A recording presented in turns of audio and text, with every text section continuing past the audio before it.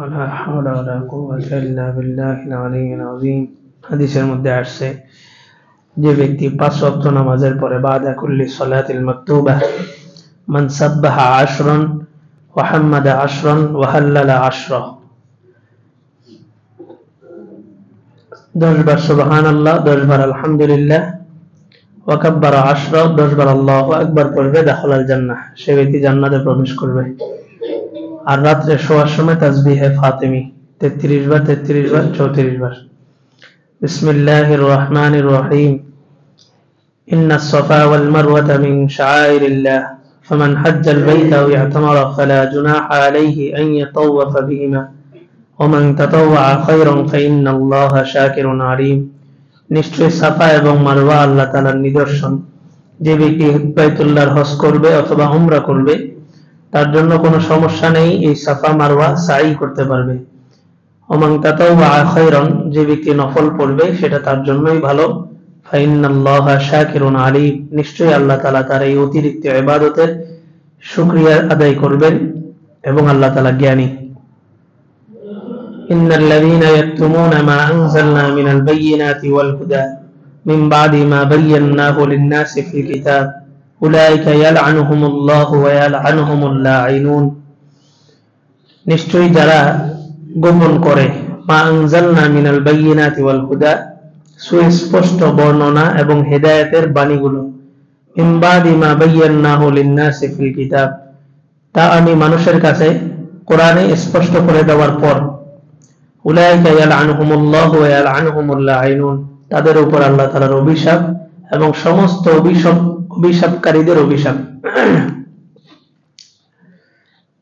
সাফা এবং মারওয়ার আলোচনা গেছিল। সাফা মারওয়া দুইটা পাহাড়, বলা হয়েছিল যে এখানে মূলত দুইটা মূর্তি ছিল, ইসফা এবং নায়লা। জাহিলি যুগে তারা আল্লাহর ঘর কাবা শরীফের ভিতরে যায় জিনা করছে, যার কারণে আল্লাহ তাআলা তাদেরকে পাথরে রূপান্তরিত করে দিয়েছিলেন। আল্লাহ তাআলা তাদেরকে পাথর বানায় দিয়েছেন।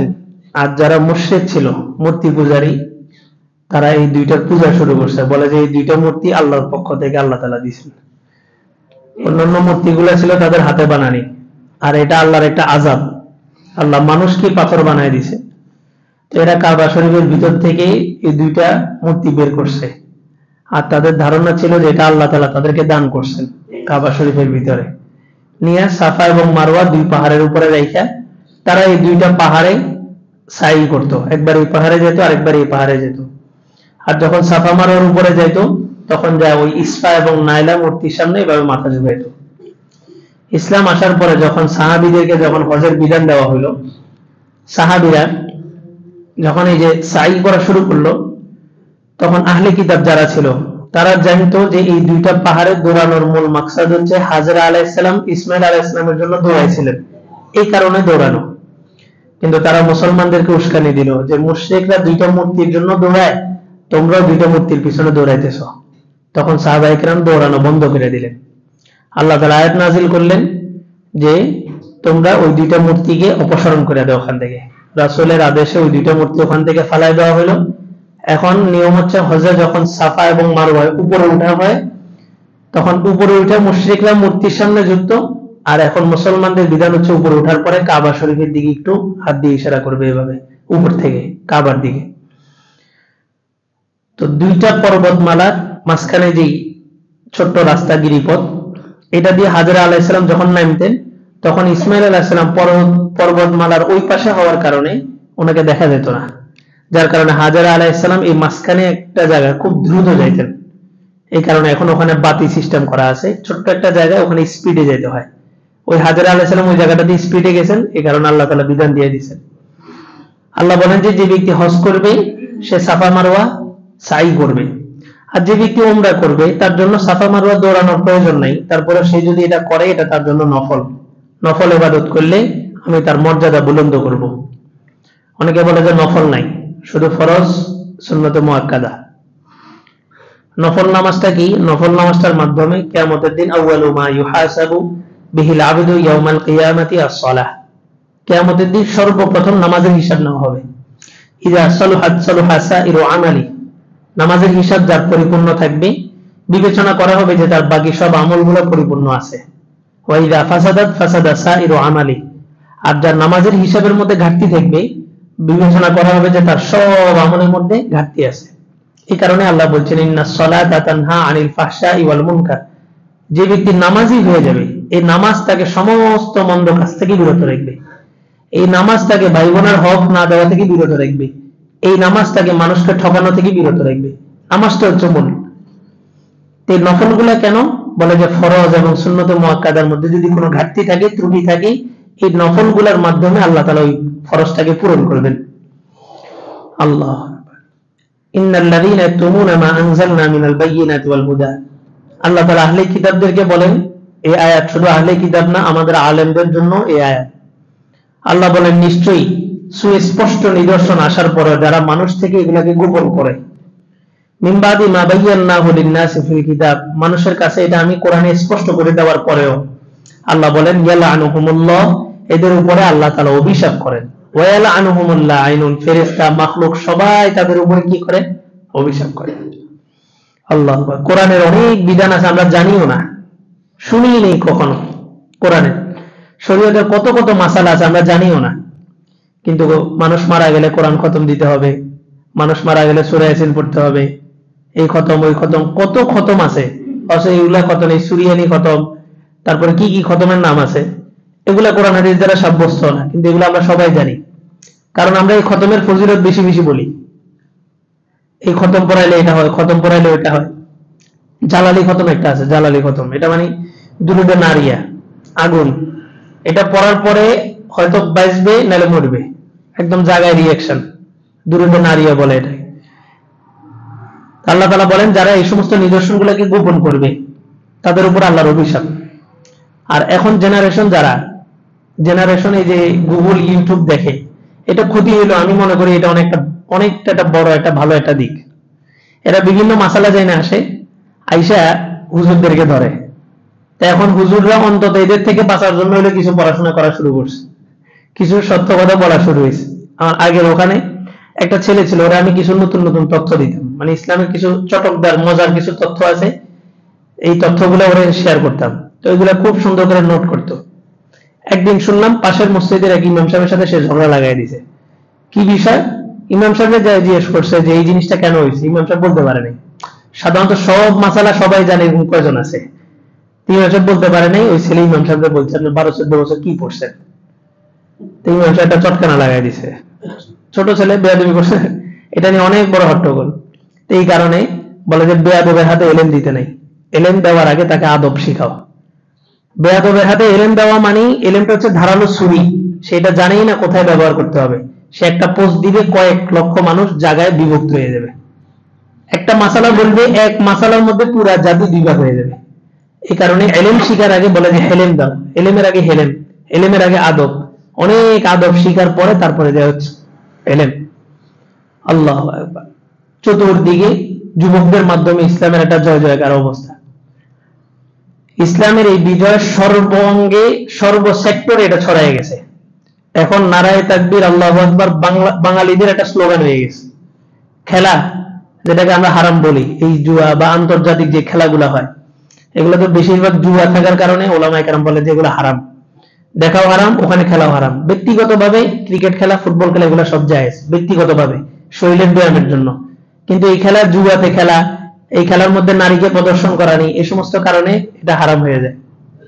তো দেখলাম যে ক্রিকেট অঙ্গনে তারা ইহুদিদের কান্ট্রির মধ্যে থেকে মুসলমানরা নারায়ে তাকবীর ধ্বনি দিতেছে, এটা মুসলমানদের একটা জাতীয় স্লোগান হয়ে গেছে।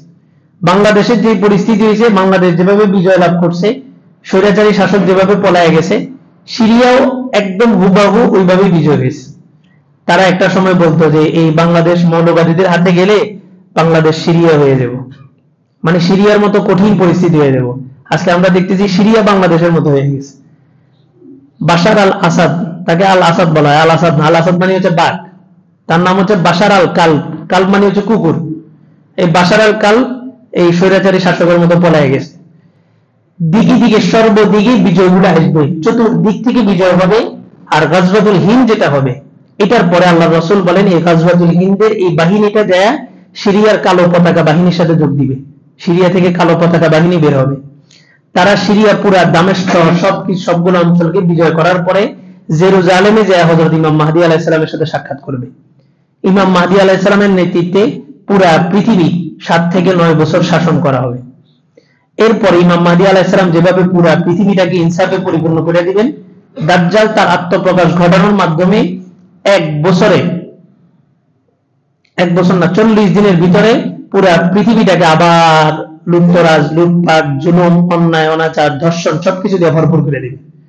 তার 40 দিনের প্রথম দিন হবে 1 বছর সমান, দ্বিতীয় দিন হবে 1 মাস, তৃতীয় দিন হবে 1 সপ্তাহ, বাকি 37 দিন স্বাভাবিকভাবে চলবে।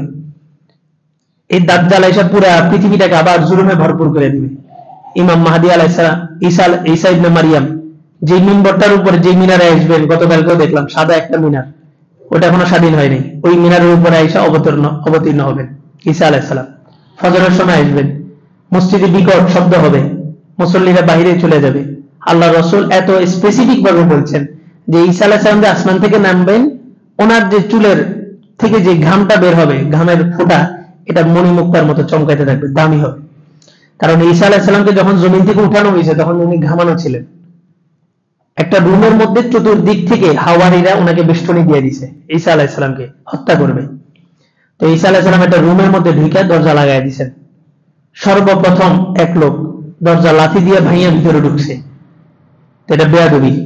নবীকে হত্যা করার জন্য দরজা ভাঙিয়ে ভিতরে ঢুকে গেছে, আর কোনো বাঁচার উপায় নেই। আল্লাহ তাআলা ওখানে আল্লাহ তাআলার মুজিজা দেখায় দিয়েছেন। ওই যে লোকটা ঢুকছে তাকে ঈসা আলাইহিস সালামের আকৃতি বানায় দিয়েছেন, আর ঈসা আলাইহিস সালামকে আল্লাহ তাআলা উপরে উঠায় দিয়েছেন। কি জ্বলন্ত এক মুজিজা! মানে আল্লাহর উপরে বিশ্বাস করে আপনি আগাবেন, এমন জায়গা থেকে সহযোগিতা আসবে যেটা কল্পনাও করা যাবে না। ইউসুফ আলাইহিস সালামের 7টা মূল ফটক, সাধারণ দরজা না, মূল ফটক, বড় গেট, 7টা বড় বড় গেট বাহিরে দিয়ে লাগানো ছিল। বাহিরে দিয়ে লাগায় তারপরে চলে গেছে তালা মেরা। ইউসুফ আলাইহিস সালাম আল্লাহর উপরে ভরসা করে দৌড় দিয়েছেন, আল্লাহ তাআলা মুজিজা দেখায় দিয়েছেন, তালা গেট সব খুলে গেছে, ইউসুফ আলাইহিস সালাম দৌড় দিয়ে চলে গেছেন। তো মান ইয়াত্তাকিল্লাহা ইয়াজআল লাহু মাখরাজা, আল্লাহর উপরে ভরসা করলে আল্লাহ কত কঠিন পরিস্থিতির মধ্য থেকে আমাদেরকে উদ্ধার করে দেখায় দিবে। জুলাই বিপ্লব কল্পনাও করছে কেউ এই স্বৈরাচারী শাসনের পতন হবে, কিন্তু আল্লাহ তাআলা দেখায় দিয়েছেন। আল্লাহ বলেন কাম মিন ফিয়াতিন কলিলা গলাবাত ফিয়াতান কাসীরাতান বিইজনিল্লাহ, অনেক অল্প সংখ্যক লোক দ্বারা বড় বড় জাতিকে আমি ধ্বংস করি। কি লাগে? আল্লাহর উপরে ভরসা, আল্লাহর উপরে বিশ্বাস। বদরে 313 জন ছিল, কিন্তু আল্লাহর উপরে ভরসা, আল্লাহর উপরে বিশ্বাস ছিল। তো গাজওয়াতুল হিন্দ যেটা হবে, রাসূল বলেন এটা কঠিন এক যুদ্ধ হবে। এটার মধ্যে প্রতি 100 জনের মধ্যে শুধু একজন বাঁচবে, 100 জনের মধ্যে একজন বাঁচবে, 99 জন নিহত হবে। আল্লাহ রাসূল বলেন এই গাজওয়াতুল হিন্দের মধ্যে 3টা গ্রুপ হবে। একটা গ্রুপ যুদ্ধের ভয়াবহতা দেখে পৃষ্ঠ প্রদর্শন করবে, আরেকটা গ্রুপ যারা এই যুদ্ধের মধ্যে শহীদ হবে, আরেকটা গ্রুপ যারা এই যুদ্ধের মধ্যে গাজী হবে। গাজী যারা হবে তাদের সামনের পিছনে সব গুনাহ মাফ। তারা গাজী হওয়ার পরে, যুদ্ধের ময়দান থেকে ফিরে আসার পরে মরণ পর্যন্ত যদি সারা জীবন গুনাহই করে যায়, তারপরে তাদের কোনো গুনাহ থাকবে না, গুনাহ মাফ। এই যুদ্ধের এত বড় ফজিলত, বদর যুদ্ধের মতো পুরস্কার দেওয়া হবে। আর যারা শহীদ হবে, আল্লাহ রাসূল বলেন হুম মিন আফজালি শুহাদা, তারা সর্বোত্তম শহীদদের কাতারে থাকবে। আর যারা পৃষ্ঠ প্রদর্শন করবেন, রাসূল বলেন লা ইয়াকবালুল্লাহু তাওবাতাহুম আবাদা, তাদের তওবা আল্লাহ কোনোদিন কবুল করবেন না। যুদ্ধের ময়দান থেকে পৃষ্ঠ প্রদর্শন করা এটা কঠিন পরিস্থিতি। যুদ্ধের দামামা রণাঙ্গনে আমরা না নামলেও আমাদের যুদ্ধ কিন্তু শুরু হয়ে গেছে আবরার ফাহাদের হত্যার মাধ্যমে। আমাদের একটা যুদ্ধ, মনস্তাত্ত্বিক ভাবে একটা যুদ্ধ শুরু হয়ে গেছে, আমরা প্রিপারেশন নাই, মানসিক ভাবে আমরা প্রস্তুত না, আমরা আরামে বসে আছি। অথচ তারা রাষ্ট্রীয়ভাবে লাইসেন্স করা যে সমস্ত কারাটে, মার্শাল আর্ট আছে, জিম সেন্টার আছে, সব জায়গায় তারা তাদের মতো করে তারা ট্রেনিং নিতেছে। পাকিস্তানের হাদিসের ভাষ্য অনুযায়ী পাকিস্তানের এই শাসন আমল যেটা চলতেছে, শাহবাজ নওয়াজ, এর ক্ষমতা পতন হয়ে যাবে। এখানে মুসলিম একজন শাসক আসবে, বাঙালিদের মধ্যে একজন মুসলিম শাসক থাকবে, পাকিস্তানের মধ্যে থেকে একজন মুসলিম শাসক থাকবে হাদিসের ভাষ্য অনুযায়ী। আর ইন্ডিয়ার অখণ্ড যে ভারত বলা হয়, যে সমস্ত রাজ্যগুলো আছে, এই সমস্ত রাজ্যগুলো 2-1টাতে মুসলিম শাসক থাকবে, বাকি সব হিন্দু শাসক থাকবে। এবং মুসলমানদের উপরে, ভারতের উপরে কঠিন এক নির্যাতন যাবে। তখন পাকিস্তান বাংলাদেশ এক হয়ে গাজওয়াতুল হিন্দ পরিচালনা করবে। এগুলো হচ্ছে যুদ্ধের পটভূমি। একটা যুদ্ধ যে লাগবে, কিভাবে তৈরি হবে। এই স্বৈরাচারী শাসক যদি থাকতো, আমরা তো যুদ্ধ শব্দ উচ্চারণও করতে পারতাম না, জঙ্গি ট্যাগ দিয়ে দিত। এই সমস্ত গাজওয়াতুল হিন্দের সুসংবাদ দেওয়াই যায় নাই, যুদ্ধের কোনো আলোচনাই করা যায় নাই। আশ্চর্য হয়ে যান, আমি ঢাকার দুই একটা মাদ্রাসায় পড়ছি, আমাদের ওই মাদ্রাসাগুলোতে সূরাতুত তাওবার তাফসীর পড়া নিষিদ্ধ ছিল মাদ্রাসা থেকে। মাদ্রাসার মুহতামিম সূরাতুত তাওবার তাফসীর যদি কারো কাছে পাইছে তো বহিষ্কার করে দিয়েছে। আমি যে মাদ্রাসা পড়ছি ওই মাদ্রাসার ঘটনা বলতেছি, 2017 সালের ঘটনা। মুহতামিমরা এত পেরেশানির মধ্যে ছিল, আল্লাহ। তো এখন এত হিকমত, এই হিকমত ওই হিকমত, এগুলো সব আমরাই বলি এটা করা যাবে না ওটা করা যাবে না। আল্লাহ যুবকদেরকে দাঁড় করায় দিয়েছে, যুবকরা এখন বহু কিতাব পড়ে, বহু মাসালা পড়ে। আমার মুয়াজ্জিন তো দুজন নাই বলতাম, এখানে একটা কিতাব আছে নামাজের মাসাইল, ওইটা 67 নাম্বার পৃষ্ঠায় দেওয়া আছে যে মুয়াজ্জিনরা আজান দেওয়ার পরে কি করবে। আজান দেওয়ার পরে তার আপন জায়গায় বসে থাকবে, বসে কি করবে, যদি সুন্নত থাকে সুন্নত পড়বে, আর না হয় ওখানে বসে জিকির করবে। আমার একজন মুসল্লি এসে আমার কিতাব খুলে দেখা দিচ্ছে, এই হুজুর এই যে মাসালাটা দেখেন। আমি একজন আমার মুয়াজ্জিন একজন ডেকে গেছে, সময় কিন্তু কাছে হয়ে গেছে, মুসল্লিরা এখন সব মাসালা জানে, গোপন কিছু নেই। এই যে নামাজের পরে মুয়াজ্জিন কোথায় দেখতে হবে, তার আপন জায়গায় বুঝে দেখতে হবে, কিতাবের মধ্যে আছে, মুসল্লিরা পড়ে ফেলেছে। এক হুজুরকে জিজ্ঞেস করছে, বলে যে হুজুর ব্যাংকে টাকা রাখছি, ডিপোজিট করছি, তো আমার এখান থেকে যে ইয়াটা আসতেছে ইন্টারেস্টটা, এটা আমি কেমনি কি করবো না করবো। ওই হুজুর বললেন যে আল্লাহ রাসূলের যুগে ব্যাংক ছিল না, সুতরাং ব্যাংক ব্যবস্থা হারাম, ব্যাংকে টাকা রাখা যাবে না। অথচ আপনার বাহিরের কান্ট্রির সাথে আমদানি রপ্তানি ছাড়া একটা দেশ অচল। একটা দেশের মূল চালিকা শক্তি 4টা, তার মধ্যে একটা হচ্ছে আমদানি রপ্তানি। তা আমদানি রপ্তানি আপনি ব্যাংকিং ব্যবস্থা ছাড়া পারবেন? এটা মানুষের এখন জরুরতের অন্তর্ভুক্ত হয়ে গেছে। তো এখন মাসালা আমি জানি না, তা আমি বললাম যে ব্যাংক ব্যবস্থা আল্লাহ রাসূলের যুগে ছিল না, এটা হারাম। এটা এই যে কোরআনের আয়াত, আল্লাহ বলছেন যারা বিধানকে গোপন করে, যারা বিধানকে গোপন করে, পানি পড়া দিতে আসছে, কোরআন খতম করাইতে আসছে। শরীয়তের মাসালা হচ্ছে কবর জিয়ারত, মাইয়াতের জিয়ারত, মাইয়াতের জন্য দোয়া, মাইয়াতের জন্য খতম, এগুলো করে টাকা নেওয়া যাবে না, এটা শরীয়তের মাসালা। এখন আমার কাছে আসছে হুজুর আমার বাবার জন্য এটা খতম করবো, আমি বললাম যে কত দিবেন। এই যে আমি আল্লাহর বিধানকে গোপন করলাম, আল্লাহর একটা শরীয়তের বিধানকে গোপন করছি। আচ্ছা, মাইয়াতের জন্য কিছু কইরা টাকা নেওয়া হারাম কেন, ওটাও শুনেন। মাইয়াত যে মারা গেছে, এই মাইয়াতের মুসলমানের হক, প্রত্যেকটা মুসলমানের উপরে 3টা হক আছে। তার মধ্যে একটা হচ্ছে মাইয়াত যখন মারা যায় তার জানাজায় শরীক হওয়া, তার কাফন দাফনের ব্যবস্থা করা, তার জন্য ইসালে সওয়াব করা, এটা আপনার হক। নামাজ পড়ানি, মনে করেন এখন এই যে বয়ান করতেছি, এটা আমার একটা জিম্মাদারি। তা আমি যদি বলি যে এটা তো আমার জিম্মাদারি, আমি এটা আদায় করে যদি আমি বলি যে আমার টাকা দেন। দুপুরে হোটেলে গেছেন, ভাত খাওয়াটা, মনে করেন বাসায় খানা খাইছেন, ভাত খাওয়াটা আপনার জিম্মাদারি, এটা আপনার খাইতে হবে, জরুরতের অন্তর্ভুক্ত। আপনার কাজে আপনি খাইছেন, আপনার দায়িত্ব আপনি পালন করছেন। আপনি যদি খেয়ে আবার বলেন আমরা টাকা দাও, তো মাইয়াতের জন্য ইসালে সওয়াব করা এটা সবার জিম্মাদারি। আমি হুজুর আমারও জিম্মাদারি। তা আমি মাইয়াতের জানাজা পড়াইছি, মাইয়াতের কাফন দাফন করছি, করে ফেলাম আমার টাকা দেন, এটা তো আমার জিম্মাদারি ছিল। আমার জিম্মাদারি আদায় করে আমি আবার টাকা নিয়ে কিভাবে, এটার বিনিময় আল্লাহ তাআলা দিবেন। এই যে কোরআনের বিধান গোপন করলাম, মিন বাদি মা বায়্যানাহু লিন-নাসি ফিল কিতাব, আল্লাহ এটা স্পষ্ট করে দিয়েছেন, তারপরে আমি এটাকে গোপন করছি। কয় হুজুর সুদের টাকা কিছু আছে, এটা সুদের উপরে আসছে কি করবো? কয় শুনেন, এটা তো আপনার জন্য সুদ, আপনি এটা আমাকে হাদিয়া হিসেবে দিয়ে দেন, তাহলে এটা ক্লিয়ার হয়ে গেল। এই যে আল্লাহর বিধানকে আমি লঙ্ঘন করছি। ব্যাংকের মধ্যে সুদ আসে, ইন্টারেস্ট আসে, আসার পরে এই টাকাটা কি করবেন? আসার পরে এই টাকাটার বিধান হচ্ছে মানুষের কল্যাণে, রাস্তাঘাট, বাথরুম, এগুলা করবেন। আইসা গেলে তারপরে করবেন। এখন আমি হুজুর বললাম যে কোনো সমস্যা নেই, আপনার ব্যাংকে সুদ আসছে, এটা আমার মাদ্রাসার বাথরুম করে দিতে পারবেন। তাহলে এই লোকটা কি কোনোদিন সুদ বন্ধ করবে? এই লোকটা কি সুদি কারবার কোনদিন বন্ধ করবে? এই লোকটা বলবে যে সুদের টাকা যদি অমুক বড় মাদ্রাসার বাথরুমে লাগতে পারে, তাহলে এটা আমার ব্যবসায় লাগলে সমস্যা কি? এই যে আমরা সুদের একটা ব্যবস্থা চালু করে দিলাম।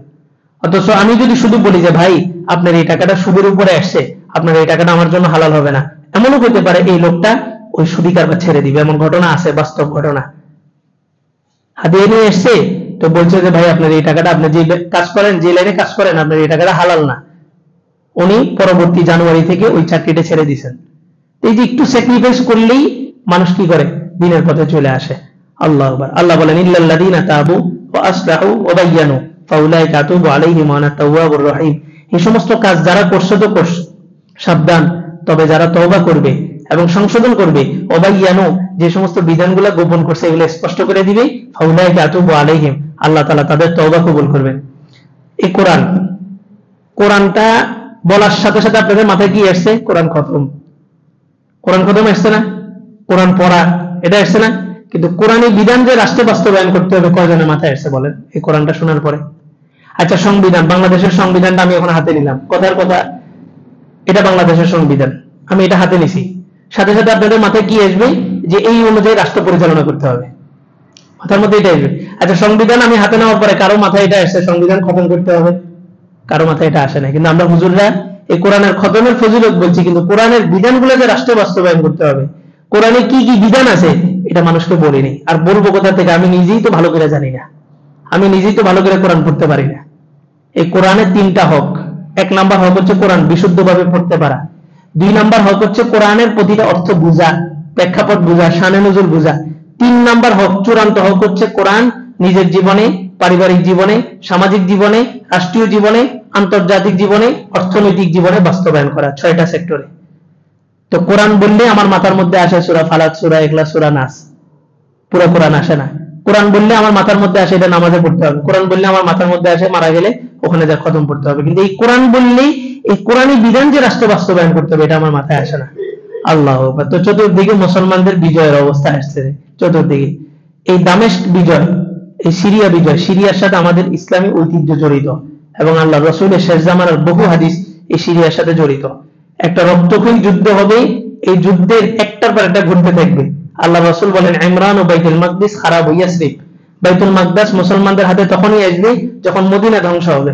আজকে আপনি একটু ইউটিউব ঘাটেন, গুগল ঘাটেন, আজকে মদিনা, মক্কা মদিনাতে কনসার্ট করা হইতেছে, বিশ্বের বিভিন্ন নর্তকীদেরকে নিয়ে সেখানে নাচানো হইতেছে, মহিলাদেরকে গাড়ির লাইসেন্স দেওয়া হইতেছে, মদ জুয়ার বা সবকিছু ওপেন করে দেওয়া হইতেছে, মদ ফ্রি করে দেওয়া হয়েছে ওখানের মানুষের জন্য।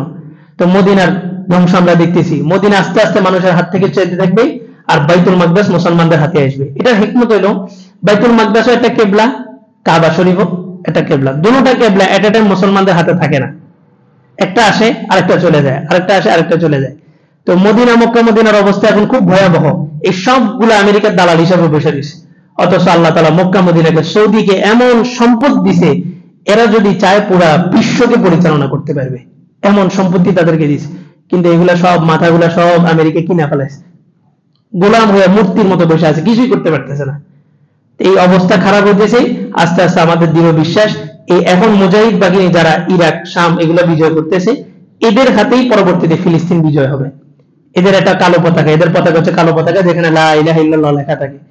আল্লাহু আকবার। এই জন্য মানসিক ভাবেও প্রস্তুত থাকা, শারীরিক ভাবেও প্রস্তুত থাকা, অন্তত সকাল বিকাল একটু হাঁটা। এক হুজুরকে বললাম যে হুজুর পেট বেড়ে দিতেছে, তো হুজুর বলে যে পেট বাড়লে এটা ভালো, এটা এটা হুজুরদের শান, এটা পেট থাকা, এটা খতিব, এটা বক্তা। পেট না থাকলে এটা বক্তা না খতিব, কিছুই বোঝা যায় না। এটা পেট থাকা। হযরত ওমর বলতেছেন, আউয়ালুল বিদআতি আল বাত্তান, রাসূলের যুগের পরে সর্বপ্রথম বিদআত হচ্ছে পেট বাড়া। রাসূলের যুগে কারো পেট বাড়ার সুযোগ ছিল না, সাহাবীরা তো একটার পর একটা যুদ্ধেই ব্যস্ত ছিল, পেট বাড়ার সুযোগ কই? সারাক্ষণ নিজেরা কঠোর পরিশ্রমী ছিলেন, কিন্তু আমরা ওই সারাক্ষণ বসে থাকি। আমি আমার কথা বলতেছি, আমার ওইভাবে একটু পেট বাড়া, এই যে হাঁটা চলা নাই, বসে থাকি। আল্লাহু আকবার। এই জন্য প্রস্তুত থাকতে হবে, মনস্তাত্ত্বিক বা মানসিক ভাবে প্রস্তুত থাকতে হবে, শারীরিক ভাবেও নিজেদেরকে প্রস্তুত থাকতে হবে। অন্তত যেগুলো বৈধ আছে, ওয়া আইদ্দু লাহুম মাস্তাতাতুম, এটা ফরজ। জান বাঁচানোর জন্য কৌশল শিখা ফরজ, এটা শরীয়তের মাসালা। তা আমরা তো শিখি না। কয় যে জঙ্গি ট্রেনিং দাও নিষেধ, জঙ্গি ট্রেনিং কেন দিবেন? আপনি রাষ্ট্রীয় মার্শাল আর্ট, কারাটে, আর্ট অনেকগুলো আছে, এগুলা লাইসেন্স করা, ওগুলোই শিখি। অন্তত জিম সেন্টার যেহেতু শরীরটা, ফিটনেসটা ঠিক রাখি, নিজের জন্য বলেও করি, যুদ্ধের প্রস্তুতি নাও, যুদ্ধের জন্য করলে এগুলো সোয়াব, নিজের জন্য করলে নিজের ফিটনেস তৈরি হলো। আর একটা কাফের নিজেদের জান মাল, এই নামাজ, রোজা, হজ, যাকাত এগুলো সবগুলা দিয়ে যদি জান্নাতে যেতে চান, তো কমপক্ষে 1,20,000 বছর অপেক্ষা করতে হবে। কবরের জগতে সর্বশেষ যে যাবে সে 40,000 বছর কবরে থাকবে। আর হাসরের মাঠের একদিন 50 আলফা সানাতিন মিম্মা তাউদ্দুন, 50,000 বছর। 50,000 আর 40,000 90,000, আর পুলসিরাত হচ্ছে 30,000, উপরে 10 সমান 10, নিচে 10, এই 30, 1,20,000 বছর অপেক্ষা করে তারপরে সিদ্ধান্ত হবে জান্নাত না জাহান্নাম। আর যদি আল্লাহর রাস্তায় জীবন দিতে পারেন, তো রাসূল বলেন, আল জান্নাতু তাহতা জিল্লাতিস সুয়ুফ, এই যে তরবারি দিয়ে যে কোপ দিছে আপনাকে, এই তরবারির ছায়ার নিচে আপনার জান্নাত। শুধু এখান থেকে আপনার রূহটা বের হতে দেরি, জান্নাতে ঢুকতে দেরি হবে না। কোনো হিসাব নাই শহীদের, বিনা হিসাবে জান্নাত। হাসরের মাঠে নবীদের সাথে বসা থাকবে, আমার চতুর্পাশে নবী, মুসা আলাইহিস সালাম, নূহ আলাইহিস সালাম, মুহাম্মদ রাসূলুল্লাহ সাল্লাল্লাহু আলাইহি সাল্লাম, সব নবীরা আমার চতুর্পাশে আমি বসা। এটা ফিলিং, এটা ফিলটি কত মজার, এটা চিন্তা করতে কত আনন্দ লাগে। এজন্য প্রত্যেকটা মুসলমানের দিলের চাহিদা থাকতে হবে যে আল্লাহ মরণ তো দিবেন, মরণ একদিন মরণ আসবে, ঘরের ভিতরে থাকি যেখানে থাকি, আল্লাহ আপনার রাস্তা শাহাদাতের মরণ দিয়েন। আল্লাহুম্মা রযুকনা শাহাদাতান ফি সাবিলি, আল্লাহ সবাইকে কবুল করুন।